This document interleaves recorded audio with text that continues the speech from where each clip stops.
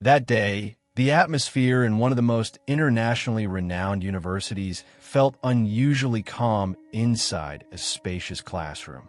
Students from diverse cultural backgrounds occupied their seats in well-organized rows, with books and laptops placed in front of them. At the front of the room stood Professor Elizabeth Kent, a 56-year-old teacher whose presence commanded respect. Her hair already showed the first signs of gray, and she wore a flawless black suit that reinforced her authoritative image. Professor Elizabeth was widely known for her sharp intellect and critical thinking. She openly identified as an atheist, believing that religion was merely a human invention that limited rational thought. She often encouraged her students to think logically and to question any kind of established belief. Among the students, an 18-year-old named Sasha Smith stood out. Her face had a gentle expression, but her penetrating eyes conveyed calm confidence. Unlike most of her classmates, she wore a navy blue hijab with elegance. Sasha was not an ordinary student. She was a Hafiza, a young woman who had memorized the entire Quran and came from a Muslim family with a strong academic background. That morning, the philosophy and science class proceeded as usual. Professor Elizabeth picked up a marker and wrote a provocative question on the board. Does God really exist? Immediately, murmurs began to spread through the classroom. Some students seemed intrigued, while others showed visible discomfort. Elizabeth gave a slight smile as she observed their reactions. Today we'll address a fundamental topic that has been debated for centuries, she said in a calm yet firm voice. Does God exist, or is he simply a creation of the human mind? She paused before continuing. Many of you may believe in God, but do you believe because of rational thinking, or is it just a belief inherited from your culture and family? Some students nodded slightly. Others had uncertain looks on their faces. The professor took a few steps toward the center of the room. I want someone brave enough to stand up and tell me, from a scientific perspective, why they believe in God. A heavy silence took over the room. No one dared to break it. Everyone knew how rigorous and sharp the professor's arguments could be. However, from the middle row, Sasha calmly raised her hand. Elizabeth seemed surprised for a moment, and then, with an ironic smile, said, "Well, we have someone willing to take the first step. Go ahead, tell us who you are." Sasha stood up with determination in her eyes, without hesitation. "My name is Sasha Smith," she said in a calm yet firm voice, "and I believe in God, not only through faith, but also through science and reason." An absolute silence filled the room. All eyes turned to Sasha. Professor Elizabeth crossed her arms, watching her intently. "Very well, Sasha," she replied. "Then give me a scientific reason that proves the existence of God." Her eyes reflected a hint of challenge. Sasha took a deep breath and gave a slight smile as she prepared to respond. She knew this wasn't just any conversation. It was an opportunity to defend her conviction in front of a group accustomed to critical thinking and doubt. The students stopped moving, expectant. Some remained completely still. Others discreetly waited to see if Sasha could provide a truly solid explanation. Professor Elizabeth raised an eyebrow, showing interest. "Let's see, Sasha," she said with a skeptical tone. "Give me at least one scientific reason that supports the existence of God. And keep in mind, I'm expecting a well-reasoned answer. Or were you already prepared for this kind of question?" Without losing her composure, Sasha began to speak. "Professor, before I answer your question, may I ask you something?" Professor Elizabeth narrowed her eyes, considering the request, then nodded. "If this story made you reflect and connect with your own experiences, don't just stop at reading. Give us a like to show your support. Share this message so more people can find meaning and depth in their lives. And subscribe so you don't miss the upcoming stories we bring with heart and purpose." Do you believe that something complex and well-structured requires a designer? Sasha asked. The professor took a moment before responding. Of course, physical and scientific laws suggest that everything complex usually has a rational explanation based on science. Sasha nodded. Then, if we came across a clock with precise and perfectly coordinated gears, wouldn't we conclude that it was designed by someone? Yes, naturally, Professor Elizabeth replied. Sasha nodded again and continued, this time with a more determined tone. If that's the case, what can we say about the universe? Its complexity and order far surpass that of a clock. Is it really possible that something so astonishing came into existence by mere chance, without any intervention? Once again, the classroom fell completely silent. Some students looked at each other, while others, who at first seemed distracted, began to pay close attention. Professor Elizabeth let out a soft laugh. Sasha, I must admit your reasoning is thought-provoking, though rather basic. Science has already confirmed that the universe originated from the Big Bang, not the intervention of a creator. Sasha smiled. All right, Professor, I'll take your argument as a starting point. Since we're mentioning the Big Bang, may I ask, what caused it? Professor Elizabeth sighed before replying. From a scientific perspective, it's believed that the Big Bang came from an extremely tiny and dense singularity, which then exploded and expanded to form the universe we know. Sasha nodded slowly. So, Professor, do you believe it's possible for something to come from nothing? Professor Elizabeth hesitated for a moment. She knew this wasn't a simple matter. According to the law of conservation of energy, energy cannot be created or destroyed, only transformed. In that case, where did the original energy that triggered the Big Bang come from? A soft murmur spread through the classroom as students whispered and discussed Sasha's question. Suddenly, a boy at the back of the room raised his hand. Professor, doesn't what Sasha said make sense? If everything needs a cause, shouldn't there be something that originated the universe in the first place? For a moment, Professor Elizabeth stared blankly, trying to regain control of the conversation. That's a common question in philosophy, she replied. But from a scientific point of view, it's not necessary to invoke the idea of God to explain the origin of the universe. Sasha smiled calmly. Professor, I understand that science aims to provide explanations without invoking the divine, but doesn't that also imply it has limits? If something can't be explained, does that mean it isn't real? The professor remained silent. She wasn't used to being outdone in debates, but she could sense that Sasha was not an ordinary student. The young woman spoke with an unusual and firm confidence. Still, Professor Elizabeth wasn't ready to give in. She crossed her arms and said, All right, Sasha, let's imagine, just for the sake of debate, that the universe was indeed designed. But how can you be so sure that this designer is the God you believe in? Why couldn't it simply be the autonomous functioning of natural laws? Sasha took a deep breath before replying. Professor, those natural laws are part of the order I mentioned earlier. Gravity, the laws of thermodynamics, even the DNA within our bodies. They all follow clear and precise structures. The laws of nature cannot arise by themselves. There must be an original source that established them. In Islam, we recognize that origin as Allah, the creator who is not created. From a corner of the classroom, a student timidly raised her hand. I'd like to ask something, she said hesitantly. If God truly exists, how do we explain so much pain in the world? Why do wars, disasters, and illnesses happen? Sasha turned to her with a warm and serene expression. That's an excellent question, she responded. Then she added, Many have wondered the same thing, but allow me to return the question to you. Is it possible to appreciate happiness if we've never felt sadness? The The student said nothing, reflecting in silence.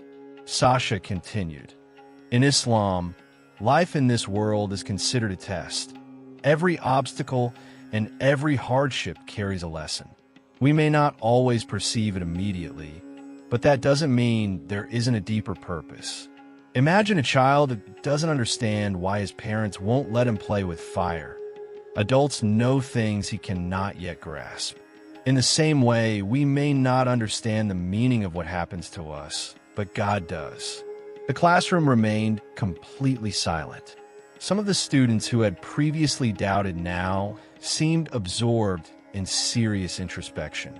Professor Elizabeth took a deep breath, still trying to find a way to counter Sasha's words, but the young woman remained calm and confident. However, the professor was not someone who gave up easily. She fixed an intense gaze on Sasha and said, "I must admit you have a great talent for debate, but is your conviction based solely on reason, or is there an emotional reason behind your certainty?" Sasha held the professor's gaze with eyes full of confidence. She knew that this moment was crucial.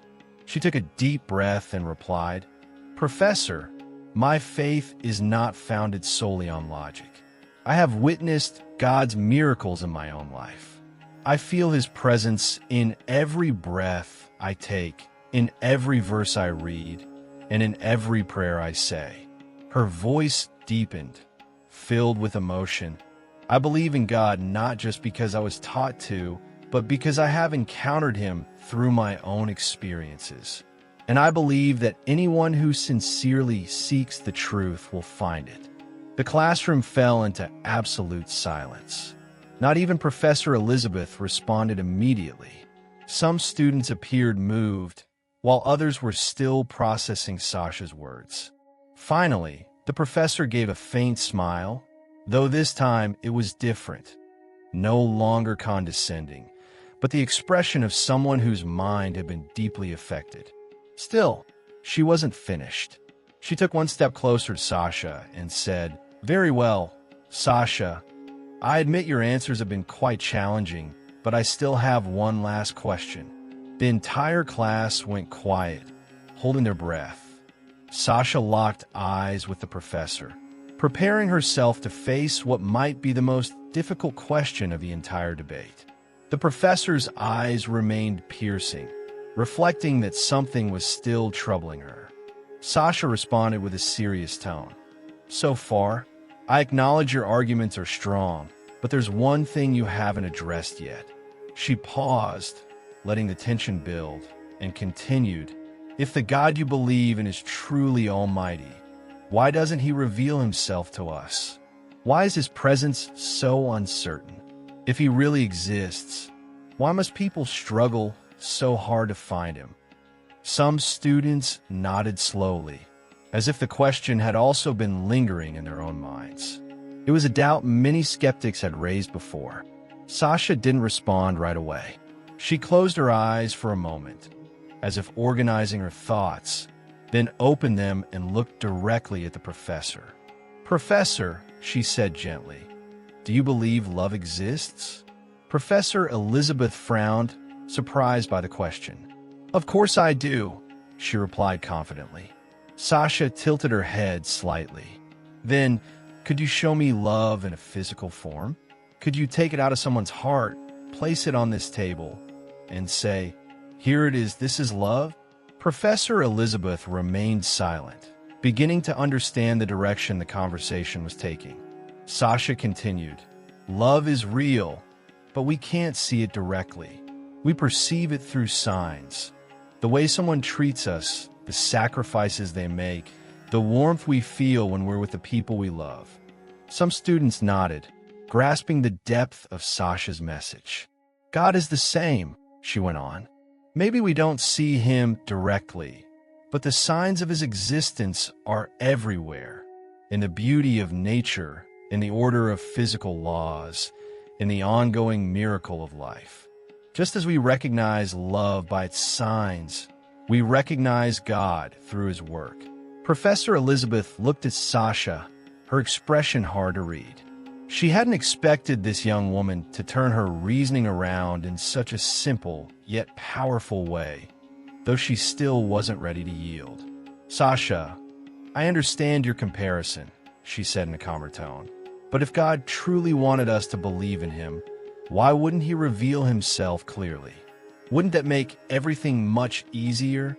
Sasha gave a slight smile. "Professor, when a teacher gives an exam, do they hand out all the answers before the test begins?" Elizabeth remained silent again. Sasha continued, "This world is a test, Professor. If God revealed himself directly, where would the test be? Faith isn't about accepting something just because there's undeniable proof, but about a belief that comes from a heart sincerely seeking the truth." Once again, the classroom fell silent. The students were beginning to realize that this discussion was not just a logical exchange of ideas, but something much deeper. Suddenly, a student sitting in the middle row raised his hand. His name was Michael, a physics student known for being skeptical about religion. "Excuse me," he said a bit hesitantly, "but I have a question. If God really exists and is just, why is there so much injustice in the world? Why do good people suffer while bad ones seem to live without problems?" Sasha turned to Michael and offered him a compassionate smile.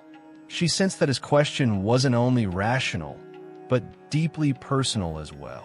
"Michael, have you ever watched an artist create a painting?" she asked. Michael frowned, not quite understanding where the question was leading. "Yes, of course," he replied. "When a painter begins their work, can we instantly understand what they're creating?" Sasha pressed. Michael shook his head. "At first, it often just looks like a mess of colors." Sasha nodded gently. "That's exactly how life is. We only see a small part of the bigger picture that God is painting at this very moment. We may only perceive suffering and injustice, but we're unable to see the full image. Everything in this world has a purpose, even if we don't understand it in the present moment." Michael remained silent. He hadn't expected such a deep answer to his question. Professor Elizabeth watched the students attentively, noticing how some of them seemed to be reconsidering their perspectives. She sensed that the conversation was shifting from a simple intellectual exchange to something more personal and emotional. However, she still had one final argument to present. "Sasha," she said, her voice lower but firm, "you speak with such certainty about God and his justice, but what about religion itself? Religion has often been the cause of conflicts, wars, division, and even terrorist acts. Many people claim to act in God's name. How can you justify something that has led to so much destruction?" The atmosphere in the classroom turned tense. It was a difficult question. Sasha took a deep breath. She knew this was the most decisive moment. "Professor," she responded softly, "is a knife something good or bad?" Professor Elizabeth frowned. "That depends on how it's used." "Exactly," Sasha affirmed. "A knife can be used to prepare a delicious meal, but it can also be used to cause harm. Can we blame the knife for the way it's used?" Professor Elizabeth remained silent. Sasha continued, "It's the same with religion. It's a tool. When used correctly, it promotes peace, compassion, and justice. But in the wrong hands, it can become an instrument of evil. The problem doesn't lie in religion itself, but in how human beings choose to use it." Some students began to clap softly, acknowledging the depth of Sasha's argument. The discussion had reached its peak, and many felt that her response was not only logical, but also deeply meaningful. Professor Elizabeth took a deep breath. She looked at Sasha with a different expression. There was something in her eyes beyond the desire to win, perhaps a hint of respect. But she wasn't done yet. She exhaled slowly and said, "Sasha, you've given very thoughtful answers, but I still have one last question." Sasha met the professor's gaze, calm and ready for the question that could take the discussion to its climax. Professor Elizabeth looked at her steadily and, in a softer voice, asked, "If God truly exists, have you ever experienced something that proved his presence to you?" The classroom fell completely silent. All eyes were on Sasha, waiting for a response that could change everything. Sasha took a deep breath. She knew this was the moment to speak from something deeper than reason. This was the time to speak from the heart. The students who had previously been taking notes now held their breath. Even Professor Elizabeth, who had seemed so certain in her stance from the beginning, now looked at Sasha not as someone seeking to win an argument, but as someone who genuinely wanted to hear the answer. Sasha inhaled deeply. "This is no longer about winning a debate," she murmured. "This is something real." She paused, then continued. "Professor, you asked me if I've ever experienced something that proves God's existence. The answer is yes, not just once, but many times." She looked around the classroom before continuing. "I want to share something with you all, an experience that I know wasn't just coincidence." The students leaned forward, curiosity in their eyes. "When I was 10 years old," Sasha began, "I was in an accident. My mother and I were walking home from school when a truck lost control and came straight at us. I remember it vividly. My mother trying to protect me, people screaming, and in my heart, I had just enough time to say a short prayer. 'Oh God, please protect us.'" Some students visibly reacted, their expressions changing as they listened. "The truck should have hit us," she continued. "There was no time to run, no way to avoid it. But at the last second, something happened. The truck's wheels skidded, and instead of hitting us, it veered and crashed into a nearby utility pole. My mother and I were completely unharmed. Even the driver wasn't injured." She paused to let the words sink in. "Many people call it luck, but I know it wasn't just chance. It was an answer to the prayer I said with all my heart." Professor Elizabeth looked at Sasha with an expression hard to interpret, as if trying to analyze something beyond the words. But Sasha wasn't finished. On the contrary, she kept going. "There are many things we can't explain with logic," she said. "Have you ever felt completely broken and alone, and just at that precise moment, someone showed up to help you? Have you seen someone on the verge of losing all hope, and then suddenly a solution appeared? Or have you ever felt a deep calm while praying, even though your problem hadn't yet been resolved?" A hush fell over the classroom. Several students began reflecting, recalling their own experiences. Sasha spoke again, now in a gentler tone. "Professor, God doesn't always manifest himself in ways our eyes can see, but he is always present in ways we can perceive, through help that arrives exactly when we need it, through peace that science cannot explain, and through those small miracles we often overlook." Professor Elizabeth remained silent, her eyes glassy, as if holding back a feeling she wasn't quite ready to show. Then, in a softer tone than before, she said, "Ah, your explanation is very persuasive. I must admit, I've never heard anyone describe faith in that way." Sasha gave a gentle smile. "Professor, I'm not asking you to believe right away. Faith isn't something that can be imposed. It's an invitation to reflect, to see life from a different perspective. Because sometimes truth is not only what we understand with the mind, but also what we perceive with the heart." The atmosphere in the classroom grew serious. Some students looked down, moved by the conversation they had just heard. At last, Professor Elizabeth took a deep breath. When she looked back at Sasha, her expression had changed. It no longer showed defiance, but respect. "You're an exceptional young woman, Sasha," she finally said. "I still have many doubts, but I must admit your way of thinking has given me a completely new perspective." Sasha smiled. "Thank you, Professor." Professor Elizabeth turned to her students, observing them one by one, and then, in a calm but firm voice, said, "I want each of you to take something valuable from today's discussion. It doesn't matter what your personal beliefs are. What matters is thinking critically and seeking truth with an open heart. The students nodded in agreement. This had been more than just a debate. It was an intellectual journey that had awakened the minds of many in the room. At the end of the class, several students approached Sasha, eager to continue the conversation. Even Michael, the skeptical student who had asked deep questions, remained seated, lost in thought, reflecting on everything he had heard. Meanwhile, Professor Elizabeth left the classroom with slow, deliberate steps. Her face carried an expression difficult to read. Perhaps confusion, perhaps contemplation, or maybe something deeper. Perhaps, for the first time in her life, she was beginning to wonder if she had been closing the door all those years to something greater than she could comprehend. And maybe, just maybe, deep in her soul, the search for that answer had already begun. Moral message: faith cannot be imposed.